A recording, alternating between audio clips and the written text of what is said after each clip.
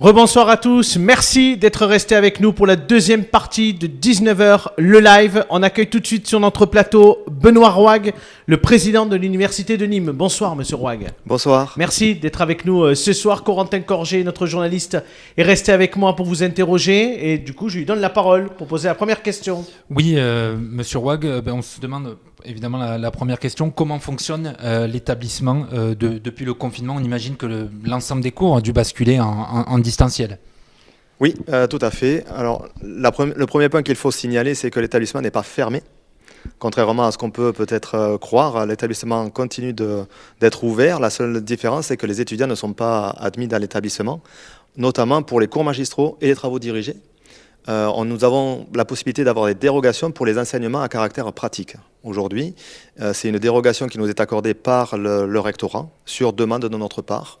Donc aujourd'hui, de façon très concrète, nous n'avons pas les étudiants du tout cette semaine. Et nous sommes en train de mettre en place des enseignements pratiques sur certaines des formations. Et du coup, pourquoi laisser l'établissement ouvert Tout simplement parce que l'établissement est ouvert aux étudiants pour un certain nombre d'activités ou de services. Les services de santé, les services d'orientation, toute la scolarité. Les étudiants, en fait, c'est pas que leurs études qui les intéressent. Il y a tout le reste. Administratif également, bien évidemment, qui est présent dans l'établissement. Est-ce que déjà vous avez identifié des problématiques, des inquiétudes d'étudiants? Est-ce qu'il y a des difficultés chez les étudiants à pouvoir effectivement travailler à distance? On retrouve les mêmes difficultés que nous avons rencontrées lors du premier confinement, c'est-à-dire un certain nombre d'étudiants qui sont en rupture numérique. Alors peut-être un petit peu moins parce que le confinement a été beaucoup moins brutal et donc ils ont pu trouver des solutions, notamment en termes de connexion, de connectivité. Par contre, on a toujours les mêmes problèmes de manque de matériel ou de matériel qui est en panne. Et donc, nous on met en place au niveau de l'établissement, avec l'aide de la région, vous citiez tout à l'heure avec M. Ross, l'aide de la région dans le cas du confinement. La région nous accompagne fortement par la mise à disposition d'ordinateurs portables que nous mettons à disposition nous aussi de nos étudiants qui le nécessitent. Un mot également sur les examens, parce que bien évidemment, il y a les examens semestriels. Comment ça va se passer ? Alors, les examens sont autorisés à être menés en présentiel. D'accord. Et ça, c'est une chose où les universités y tenaient parce que, non pas que les examens à distance étaient des examens de basse qualité, mais plus qu'en termes de représentativité de la formation, c'est beaucoup mieux d'avoir les examens en présentiel. Donc on pourra les organiser en présentiel sous réserve des contraintes sanitaires qu'il faut que l'on applique. La difficulté que l'on peut avoir aujourd'hui, c'est qu'un certain nombre de formations à l'université sont en formation continue. C'est-à-dire qu'il peut y avoir des examens tout au long du temps, en fait, pas forcément sur des périodes bloquées.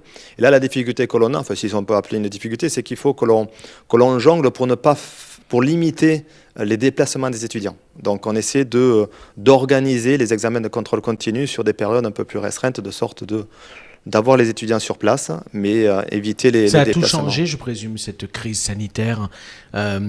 Dans également l'organisation, on en parlait il y a quelques instants, mais j'ai presque envie de dire aussi sur l'avenir de l'université. Les choses vont forcément être différentes demain. Alors ça a changé, oui et non, et peut-être pas sous le regard que vous pensez. C'est-à-dire qu'on a été obligé de passer sur du distanciel, donc l'enseignement à distance. L'expérience nous montre que le tout distanciel, c'est pas bon du tout. Ce qui peut-être au départ aurait pu être une idée reçue. On s'aperçoit clairement qu'il y a un besoin important des étudiants sur les campus. D'être au contact. Exactement. Le premier point, c'est que la qualité de la formation, même à distanciel, elle est excellente. Il n'y a pas de souci avec ça. Par contre, ce qui manque aujourd'hui à l'étudiant, c'est sa vie d'étudiant. Au-delà de la formation qu'il subit, qu'il suit, technique, scientifique, il y a tout le reste, les activités culturelles, sportives, les interactions avec les autres, l'aspect associatif, tout ça, ils ne l'ont pas aujourd'hui les étudiants. Et dans leur structuration d'hommes et de femmes, futurs dirigeants ou ouvriers ou ce que l'on veut, ça, à mon sens, ça peut manquer. Du coup, oui, on parlait de... C'est vrai que pour les étudiants aussi, pour revenir sur les partiels, eux aussi, je pense, vont préférer venir les passer plutôt en présentiel plutôt qu'à distance. On en a vu que ça avait chamboulé aussi beaucoup de devoir le passer dans sa chambre ou à la maison. C'est vrai que c'est aussi plus facile pour eux peut-être de le passer dans l'établissement. Oui, là aussi, il y a une idée reçue. C'est vrai qu'on a beaucoup de témoignages d'étudiants qui veulent venir sur les sites, en fait. Autant sur la première partie, le premier confinement, on n'était peut-être pas sans cette remontée. Là, aujourd'hui, clairement, le manque de l'université, des campus, se fait de plus en plus ressentir. Alors, on a bien évidemment des étudiants qui sont très bien à la maison et qui s'en sortent parfaitement. Oui. Mais il y en a d'autres quand même, on sent quand même une montée, un besoin de venir à l'établissement. Sauf qu'il faut qu'on fasse attention parce qu'on est quand même dans une période de confinement. Ça a été très très bien expliqué par Claude Rolls. Voilà, il y a un certain nombre de contraintes à assumer, il faut limiter les déplacements, etc. Donc voilà, on peut pas non plus faire de open space tout le temps sur l'établissement. On parle des étudiants, mais est-ce que les professeurs aussi se sont adaptés à cette nouvelle manière d'enseigner des professeurs peut-être moins à même des nouvelles technologies. Est-ce que ça se passe bien aussi de ce côté-là et d'échanges avec les élèves via l'ENT, via par mail, des nouvelles manières d'échanger? Moi, j'ai la chance d'avoir un personnel à la fois administratif, mais également enseignant qui s'implique énormément. Et c'est vrai que même pour ceux qui n'avaient pas une appétence importante sur l'informatique, ils s'y sont mis, accompagnés fortement par nos services administratifs. Oui. On a mis en place une cellule d'accompagnement des enseignants. On a fait l'acquisition d'un certain nombre important d'installations, de systèmes de captation, les plateformes pour déposer, etc. Donc voilà, il y a eu un gros investissement d'établissement, mais aussi en termes humains, les enseignants se sont vraiment mis. Est-ce que cette crise sanitaire, elle bouleverse également les projets de développement de l'université ? C'est que vous avez des projets de construction, d'agrandissement, il y avait pas mal de choses, notamment, je crois, avec le cursus STAPS, si je ne me trompe pas. Totalement, oui. Alors, nous, elle nous a pas perturbés. C'est-à-dire que pour toute la première partie de confinement, grâce au service administratif et mon DGS notamment, on a réussi à continuer l'étude et de la construction, si bien que dès que le confinement a été terminé, les premiers travaux ont débuté. Et là encore, actuellement, il y a des travaux qui sont en cours. On aura le gymnase. Il n'y aura pas de retard. Le gymnase sera livré, sauf si on avait un confinement beaucoup plus restrictif. Mais si on reste dans cette situation, on aura le gymnase qui sera livré à la rentrée prochaine. D'accord. Aujourd'hui, c'est une trentaine d'ouvriers quand même sur le site. On a, là aussi, je suis un peu, on est un peu fiers et de le dire, c'est qu'on participe aussi à notre niveau à la reprise économique, puisqu'on a à peu près 8 entreprises gardoises qui travaillent sur notre site, et ça, voilà, c'est aussi une petite fierté quand même pour nous aussi.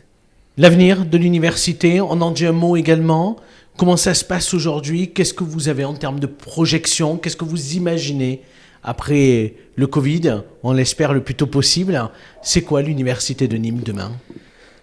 Demain, en tout cas, c'est mon objectif pour les 4 années à venir. C'est que notre territoire, en fait, prenne en considération qu'elle a un outil fabuleux de développement de la ville, économique, qui est une université. Une université de centre-ville, tout le monde n'en a pas. Ce territoire a la chance d'en avoir une. C'est combien d'étudiants? Aujourd'hui, on a 5200 étudiants. On a une capacité, moi j'imagine, sur une ville comme Nîmes, on a une capacité de monter à 7-8 000 étudiants. Voilà, enfin, Avignon, c'est 7 000 étudiants, Perpignan, 9 000, vous voyez. 7 500, 8 000 étudiants, ça a de quoi faire. Aujourd'hui, Nîmes est une ville où on étudie, mais ce n'est pas réellement une ville étudiante. Notre objectif, avec mon équipe, c'est de faire dans les 4 années à venir de Nîmes une réelle vie étudiante, impliquée dans son territoire, pour laquelle le territoire s'implique également dans son développement. Et pour ça, il faudra que le logement suive aussi. C'est aussi la condition. Pour cela, il faut qu'on ait l'appui de tous les partenaires, en fait. Les collectivités, mais ça, il n'y a pas de souci, les collectivités nous suivent, que ce soit la ville, que ce soit l'agglo, que ce soit la région, le CRUS, et on a d'excellentes relations avec le directeur régional du CRUS. Et aujourd'hui, le CRUS construit la cité universitaire sur Saint-Césaire, mais est en train de travailler sur des logements universitaires beaucoup plus proches de nos sites à nous, que ce soit Vauban, Carme ou Auch. Et ça passe aussi peut-être par des cursus différenciés pour proposer aussi peut-être des formations à Nîmes pas exclusives, mais presque, c'est-à-dire des formations qu'on ne retrouverait pas dans la région. Est-ce que ça fait partie aussi de vos projets? Oui, et alors c'est déjà le cas, parce qu'on a une politique de niche, en fait. Être enclavé entre Montpellier et Marseille, c'est pas forcément évident. Donc on a une politique de niche avec énormément la moitié de nos licences sont des licences professionnelles, des masters professionnels, en lien avec des besoins industriels, ou en tout cas des besoins métiers. Là, on travaille actuellement sur...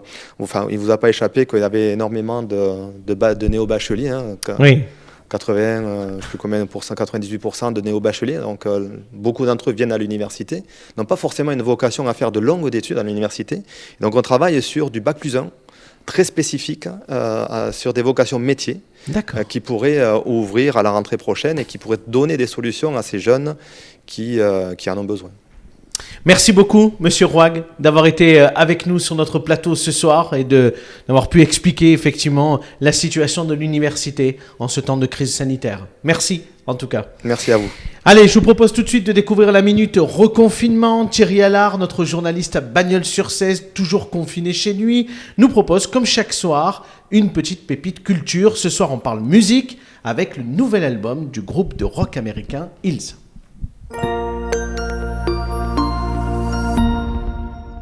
Comme lors du premier confinement, Objectif Gare a choisi de ne pas vous laisser tomber, mais au contraire de vous aider à passer ce cap en vous proposant chaque jour un petit conseil culture et divertissement. De la musique aujourd'hui avec Earth to Dora, le nouvel album de Hills. Alors pour certains, Hills fera remonter des souvenirs des années 90, lorsque la bande à Marc-Oliver Everett a connu le succès avec Novocaine for the Soul, à coups de voix rock, de textes cyniques et de riffs de guitare. Alors il s'en est passé des choses en 25 ans et un bon paquet d'albums pour Hills. Hills qui a donc sorti son tout nouvel album chez Pias il y a quelques jours, il s'appelle Earth to Dora et c'est un petit bijou de musique indé à l'ancienne. On y retrouve tout ce qui a fait le succès de Hills, à commencer par les textes un brin mélancoliques de Marc-Oliver Everett. Mais n'allez pas croire que ça déprime chez Hills, certes pas épargné par les coups du sort, Everett en tire cette fois encore un album sensible, souvent drôle, musicalement élégant et efficace. Earth to Dora par Hills, c'est disponible sur toutes les plateformes depuis quelques jours et c'est chaudement recommandé.